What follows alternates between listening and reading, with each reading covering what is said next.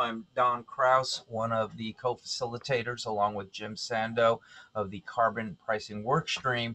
And today we are very pleased to have on Joe Robertson with us. For those of you who don't know Joe, he is Citizens Climate Lobby's Global Strategy Director, and he does policy analysis and coordinates strategy to train and empower volunteers. He also leads citizen climate education's engagement with the UN, the World Bank, the IMF, and other multilateral institutions. Joe's at the UN today, and unfortunately, or fortunately, depending upon the way you look at it, his time with us will be a little cut short as he has a meeting with the President of the General Assembly. So that does take some precedence, but we'll have Joe with us for about 40 minutes. And he'll give a short presentation talking about what's coming up and in Marrakesh at COP22. And then we'll have time for a nice dialogue and conversation around this. So, Joe, why don't I just kick it right over to you? And Okay, great. Thank you, Don. So I'm just going to start off by saying that, there is, in the title of this presentation, which you can see on your screen, Carbon Geopolitics, there is a fabric of human interaction, and there is a physical reality taking place around the world that is intimately interconnected to the way the geopolitical environment in general is developing. We'll talk a little bit about that, but it ties back into carbon and climate and carbon pricing specifically. So basically, this is just an update on how that's working at the moment. You all know this, fee, dividend, border adjustments. The reason that we have this idea, the reason we're trying to do this is because we want something that is simple and streamlined, straight to the point, that's going to be comprehensive, that's not going to persecute consumers, but it's going to make sure that we have an efficient transition for the entire marketplace. We know that we can get this kind of outcome. We can see increase in real disposable personal income. And I've gone back to this particular outcome of the REMI study, which I always think is incredibly relevant. I think we should never leave it behind in terms of how we talk about what we're looking for. But I go back to this particular finding because real disposable personal income per capita is being significantly challenged all over the world right now. There are countries that are developing rapidly that started from a low point of household income, and their rapid growth is showing rapid increases in personal income. But when you compare the inflation that's taking place alongside that, and you compare the widening wealth gap, in most places in the world right now, this is one of the biggest economic challenges that people are facing, which is that nothing looks the way this graph looks. Real disposable personal income per capita is declining because people are actually finding themselves at the lower end of a widening wealth gap more and more. This is central to what's going on in the whole geopolitical environment. When REMI showed that we can reduce CO2 emissions that quickly, prevent premature deaths, increase real disposable personal income, increase the labor share of income, meaning actually reward people for working instead of rewarding finance for finance.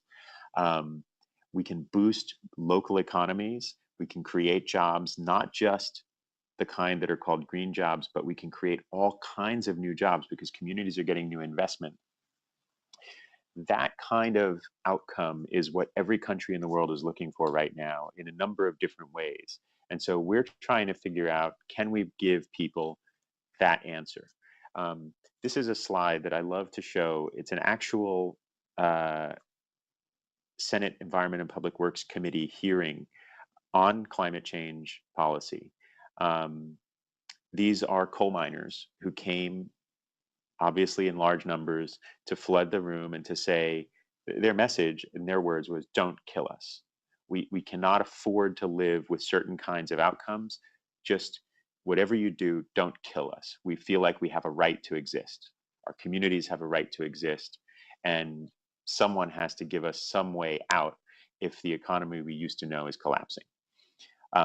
this is how we took those findings that I just shared with you and translated them into what were the Pathway to Paris core principles: a steady, resolute, and rising carbon price, internalizing costs incrementally, steadily, and with no leakage, simple, transparent, effective at reducing emissions, building economic value at the human scale, and easy to implement country by country, harmonizing across borders. So I go back again to these principles because even though I think you've all seen them before, thinking about the context of what's taking place in Marrakesh, it's very important to think about some of the phrasing that went into this as an interpretation of the findings that regarding household income and local investment opportunity, the needs of communities that are going to be marginalized or are already marginal economically, and then the fact that every country in the world needs to figure out its most economically efficient path to a low carbon economy now.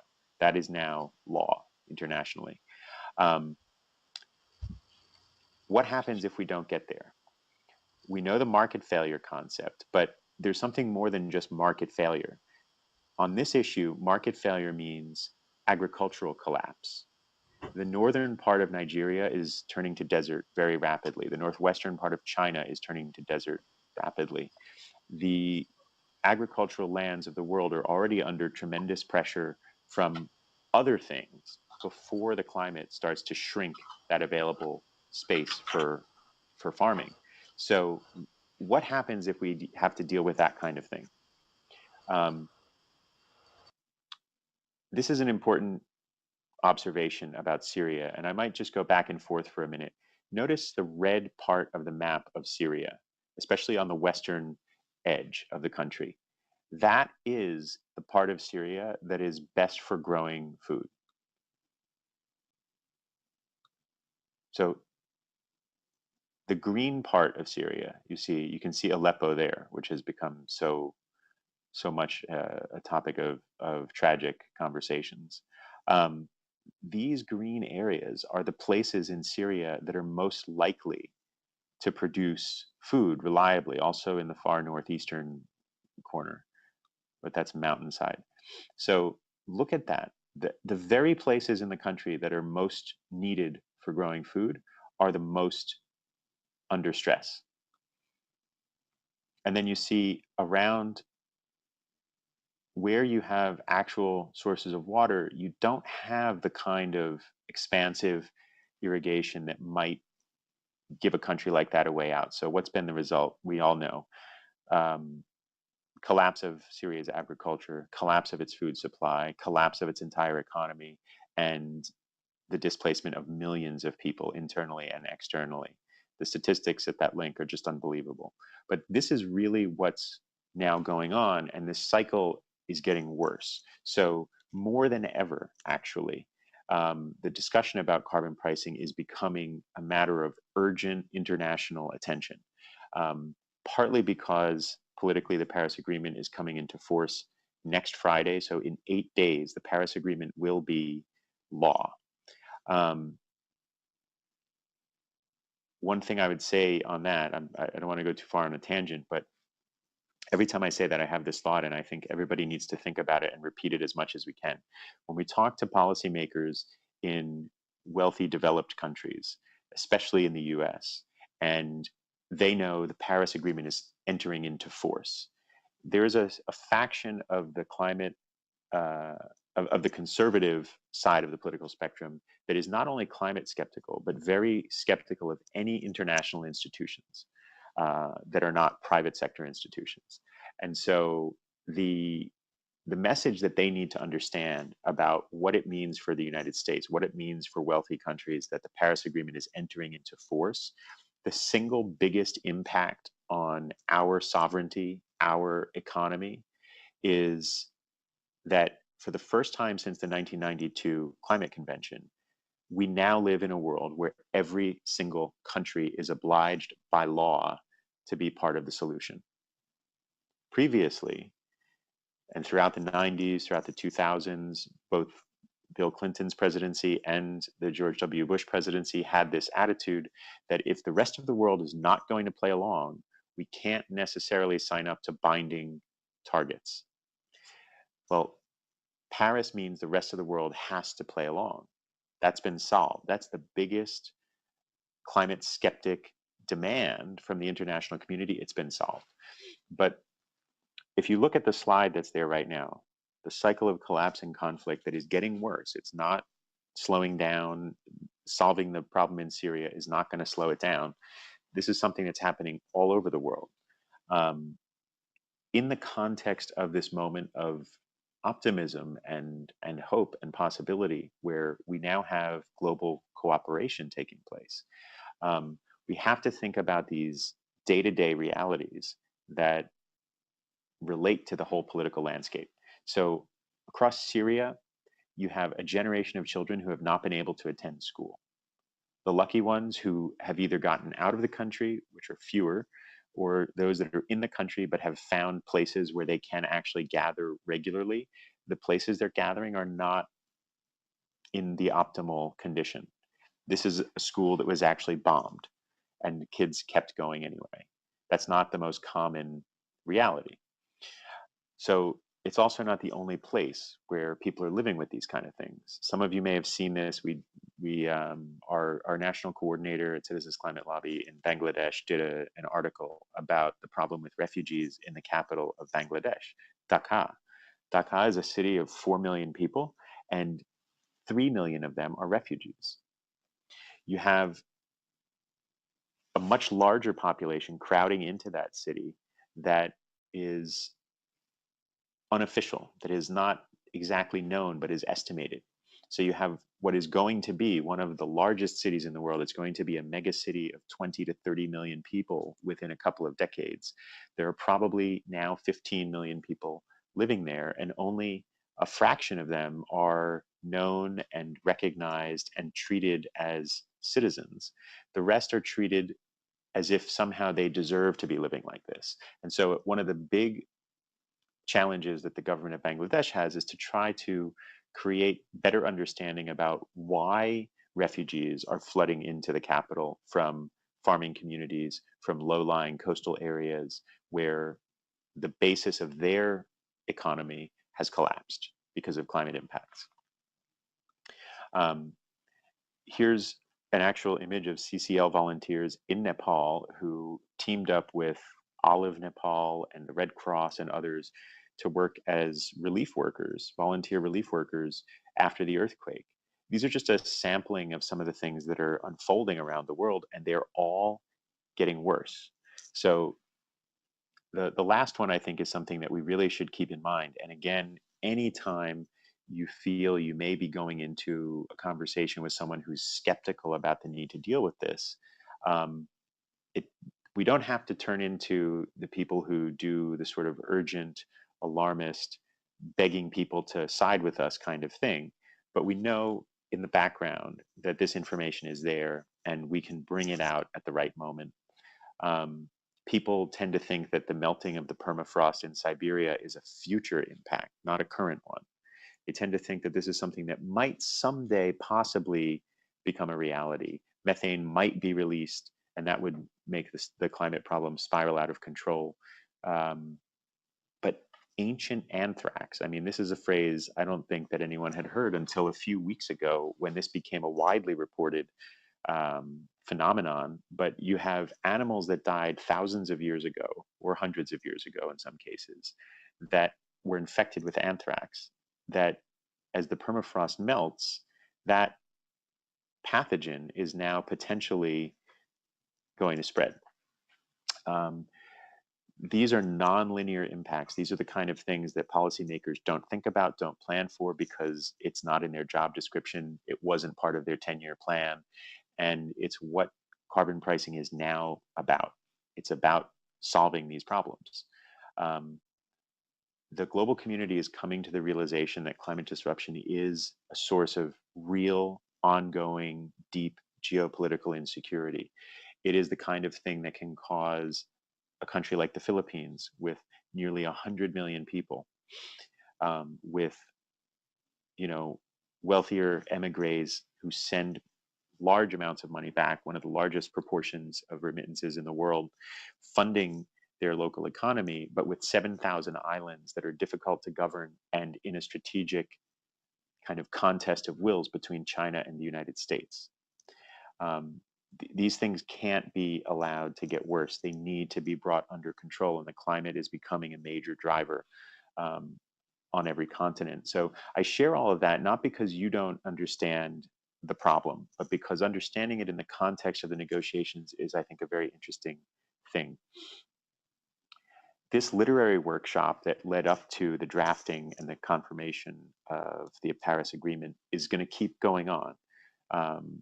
We just had a meeting yesterday, environmental non-governmental organizations in Washington, D.C. at the State Department with the top 3 U.S. negotiators.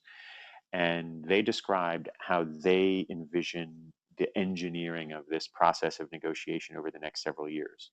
Right now, one of the biggest things is to try to find a way to give guidance for how to interpret the language of the Paris Agreement to national governments that will put it into their own system of laws, the way that we have, for instance, with EPA regulations, and we might with carbon pricing.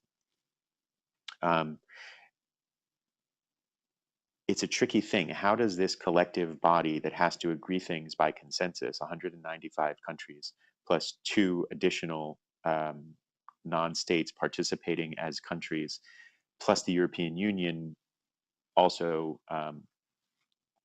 operating collectively, how does that particular body give advice to itself? That's what's now beginning to happen. And so we're conceiving of this as a planetary design challenge. We need to design a future economy from the ground up all over the world. And one of the missing pieces of that is carbon pricing, but another is citizen engagement. How do we actually get there? We know in Citizens Climate Lobby that citizen engagement improves outcomes. The executive secretary of the Aarhus Convention, which is a European-wide environmental convention, the only international agreement in the world that mandates universal stakeholder recognition, meaning that Aarhus Convention meetings are supposed to recognize any living soul who is within the jurisdictions that it governs as a stakeholder who has a right to be present, to observe, and perhaps to speak and contribute. Stakeholder participation is required, and governments have to actually prove that they at least considered the input from citizens and stakeholders.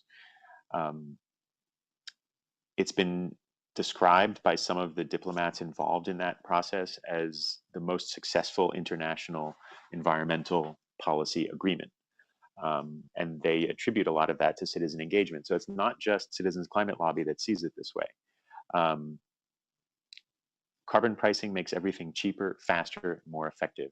It's so important to keep sharing that idea with the leading people in this process, with climate negotiators, with legislators, with national governments, heads of state, because they need to understand that the big challenges they're facing can be made easier if they use a tool like carbon pricing.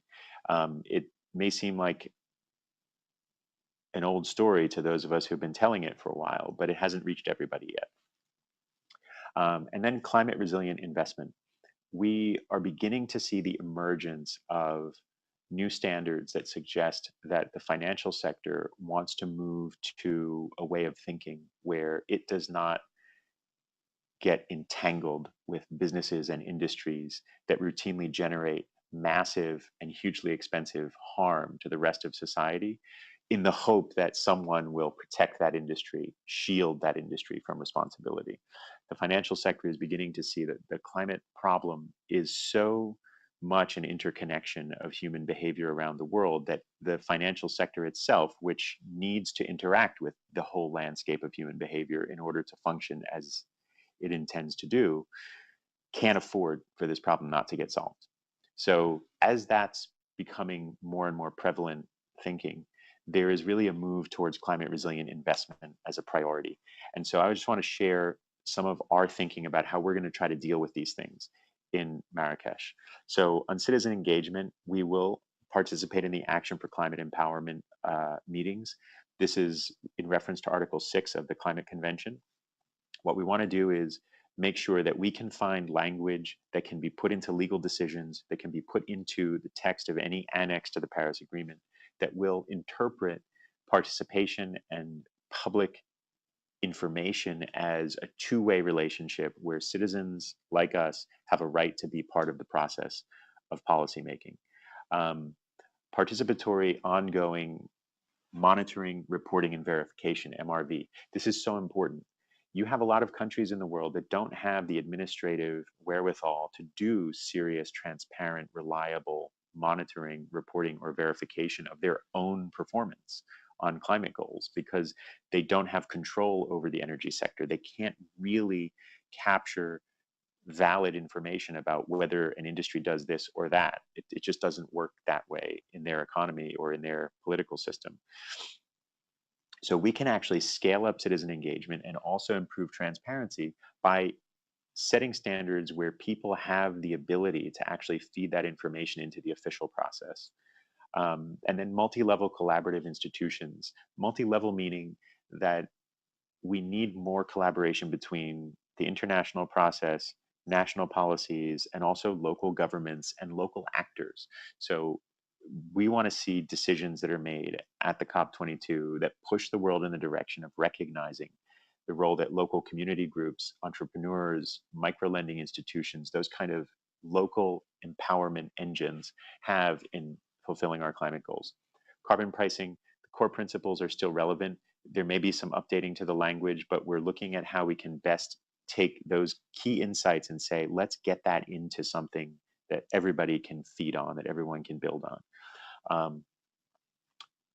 We'd like to see a COP decision. So when the Conference of the Parties, all of the countries together come to consensus, they generally are trying to do three things. They're trying to create an agreed text, which amends the global process.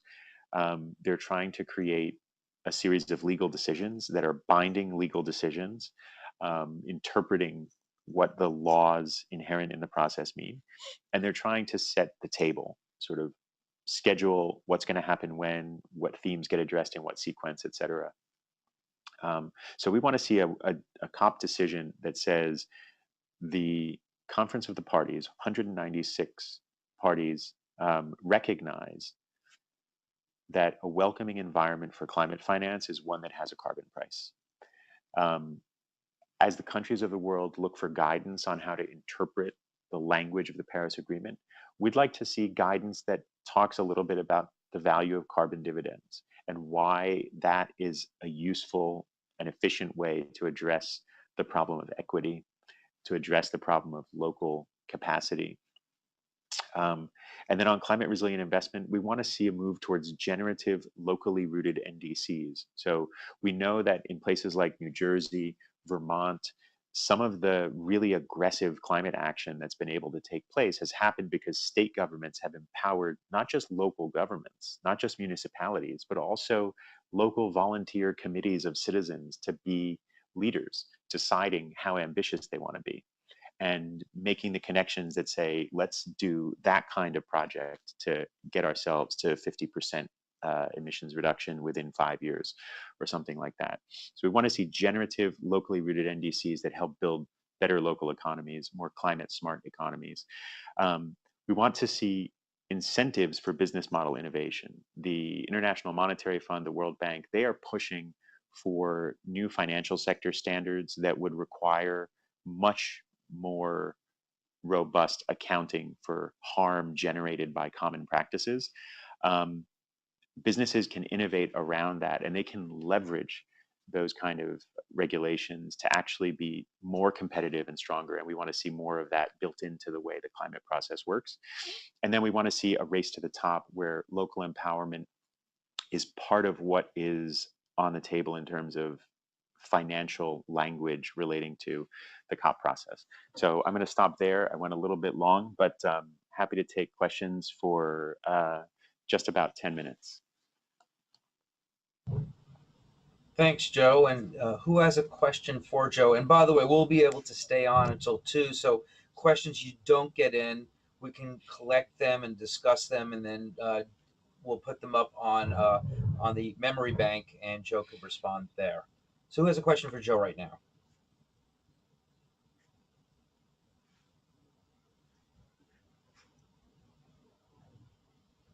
Well, Joe, can you talk a little bit just about the delegation CCL is sending to Marrakesh this year? Yeah, sure. We have, for the first time, we have our own delegation. So I get to be a head of delegation for the first time, which is fun. And we're going to have some of the Global Climate Civics interns with us. We have core team members like Sarah Beth Broccoli that will be with us, but who's actually also accredited by the Climate Action Network. We'll have Lachlan in his 2020 or Bust campaign joining us. Peter Fikowski, whom some of you know, will be with us as well. Myra Jackson, who's the UN Permanent Representative on Climate Change for the Commons Cluster, which is a group of NGOs, and who is working with some very senior people around the world on moving this kind of thing forward, citizen engagement, carbon pricing, et cetera. We're going to have our partners from Partnership for Change that have been helping us to convene these high-level dialogues. Gina Torrey, the CEO, and Celia Byrne, who's the program associate leading the correspondence on that. Celia will be sort of like my right hand for the first week. And we just got confirmation late last night that David Michael Terunwa, who's our Africa regional coordinator, has been invited by the government of Morocco to attend. And he will be a member of our delegation as well. Great. And I should name Dana Patterson also, who's been a longtime CCL volunteer since way back in 2010, when we were just a handful of us in the east of the country. She's now at Yale, and she's going to be bringing a focus on industrial ecology into our work at the COP22. Okay. Bob or Lars, do you have a question? I do. Hi, Joe.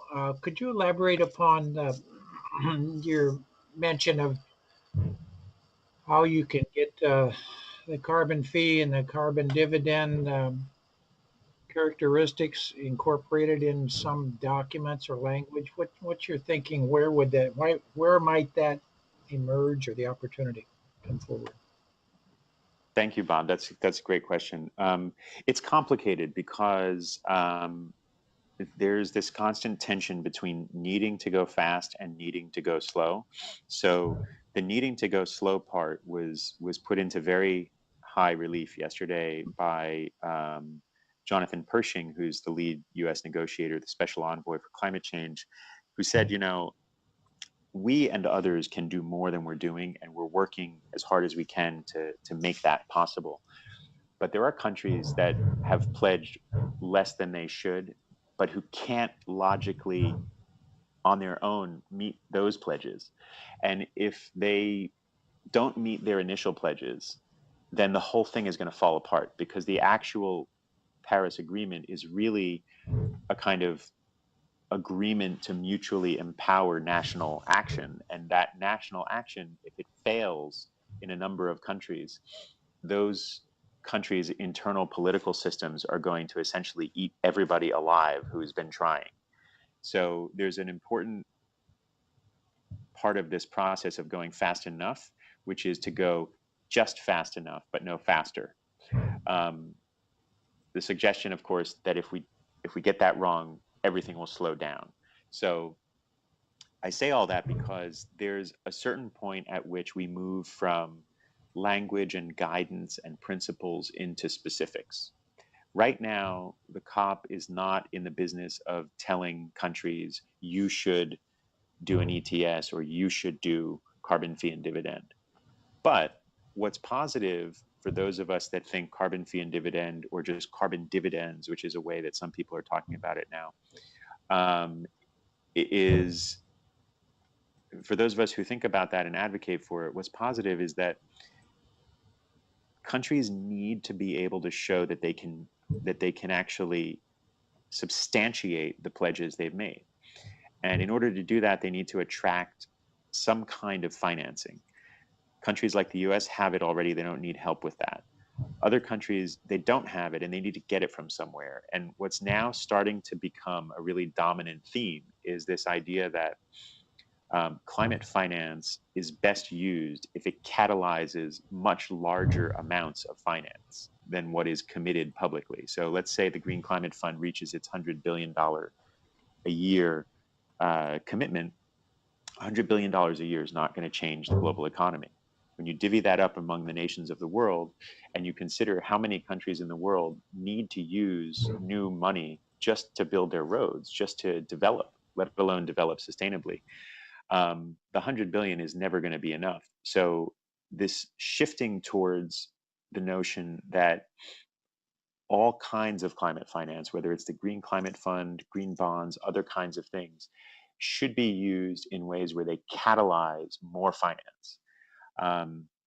That just brings us back to this question of whatever country I am, how am I best going to move forward by doing that? And that's why the idea that there could be a legal decision, which is essentially just a resolution, but saying a welcoming environment for climate finance should have,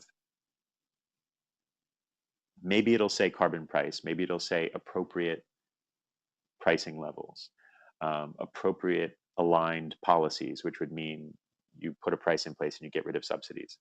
That kind of language in that kind of place gives leverage to people like us to say, in 2016, your government agreed to this. This is law.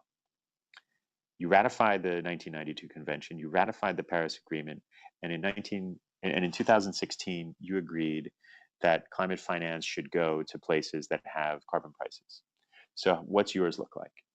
And the amount of weight that comes behind your argument when you're in a situation like that compared to when you don't have that legal language supporting you is very significant.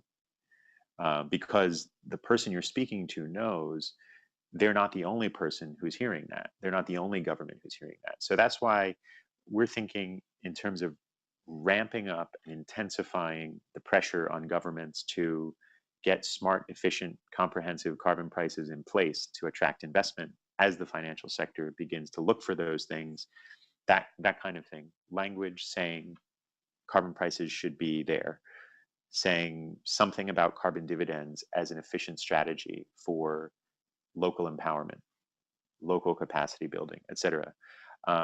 Those things give us a lot of leverage.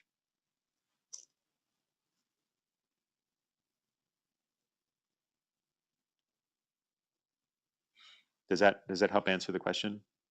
Sure. It's pretty consistent with what's gone on for the last 20, 30, 35 years between the IMF and World Bank in most of these countries. There's always been an ongoing enabling environment policy reform agenda as part of all their lending, and so this fits in well with that. I'm not sure how much need to go slow really is relevant in that regard, because that has always been there, goes on, and now both institutions are continuing to incorporate carbon pricing into their central program discussions, right? Yeah, So, they are in different ways. The very important thing that I want to share on that is that the IMF over the last 2 years has really made a very significant public shift in its messaging about this. And to me, the big breakthrough was last October in Lima when Christine Lagarde said that anything that is macrocritical is the IMF's business from now on, and we will apply that standard to any budget from any country, donors included. That was, in some ways, an earth-shaking event.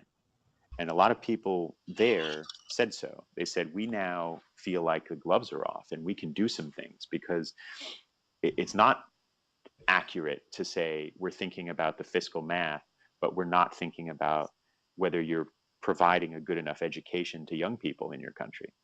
That's just not accurate. The fiscal math is weighted very heavily by your ability or your inability to achieve such goals. So this year, Christine Lagarde said privately that she intends for the IMF to make macrocritical resilience a fundamental policy centerpiece adopted by the G20 for global financial negotiations of all kinds.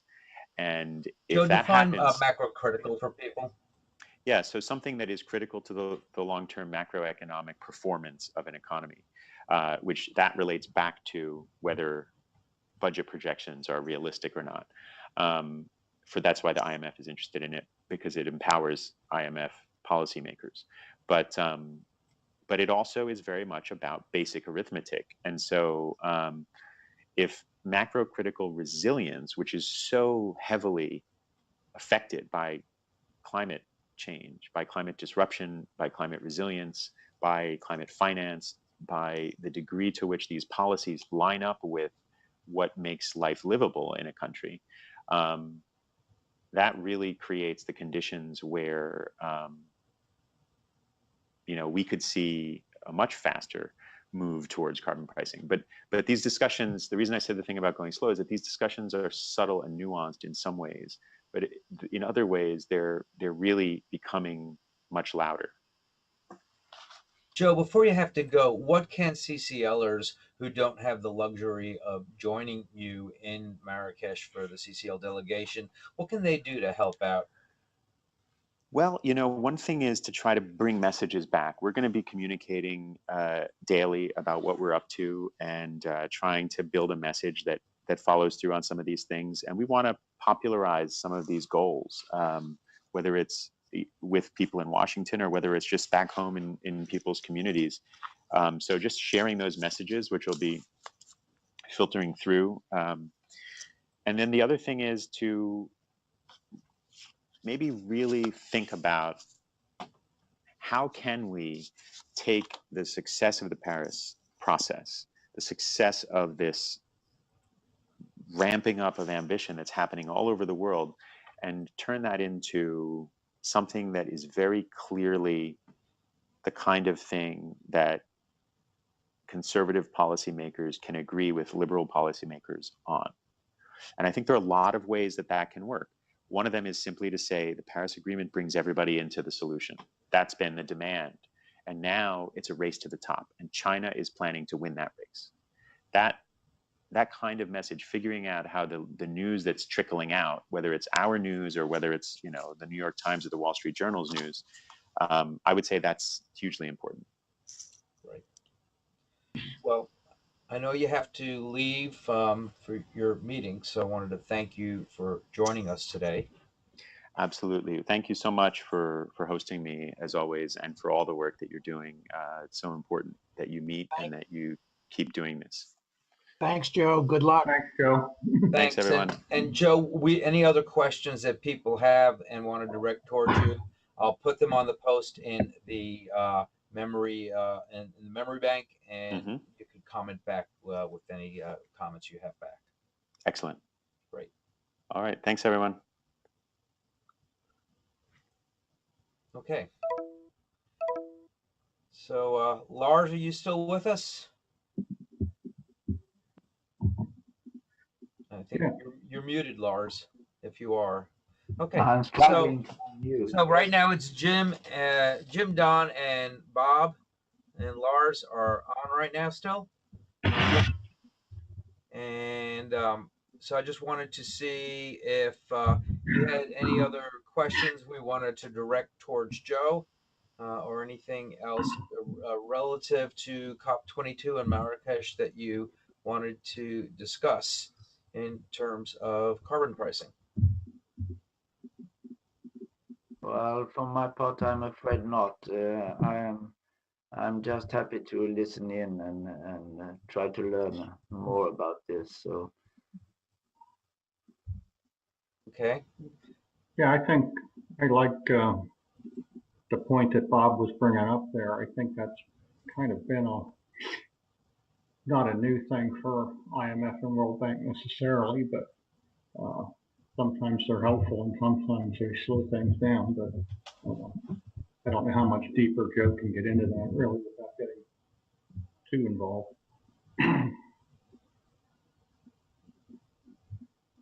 Okay.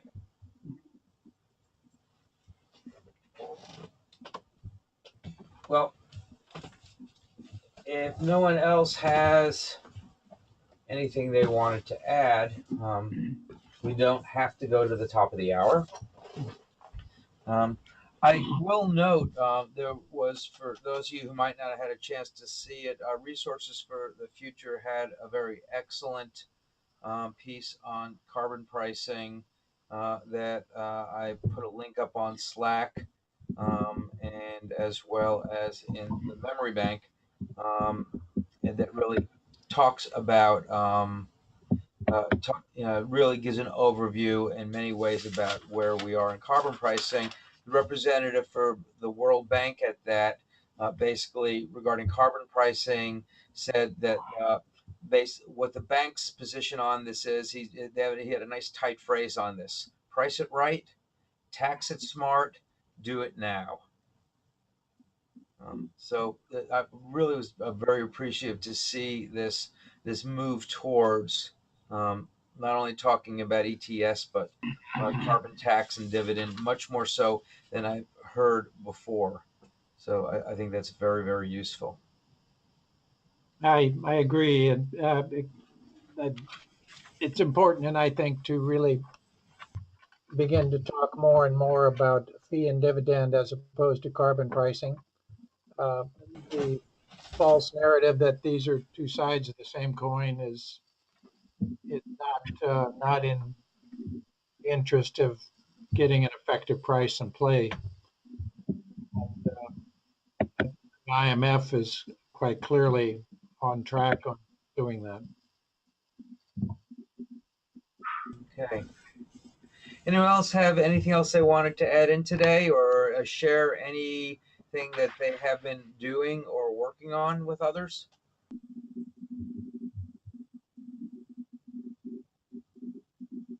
Adriani, I see you are on with us. Yeah. Can you talk? Just one thing. I gave a presentation to the community group that's working on lining up presentations and giving presentations on a comparative on cap and trade and carbon fee and dividend.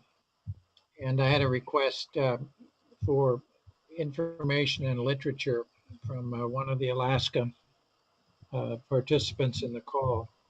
Can you either send me an email that explains how they could get access to the resource database library that you all are putting together? Oh, sure. I will put the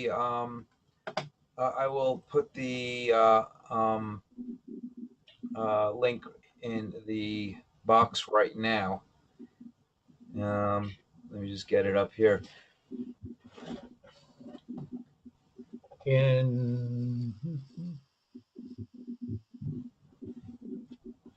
So it's engageforclimate.org/CPW-memory-bank.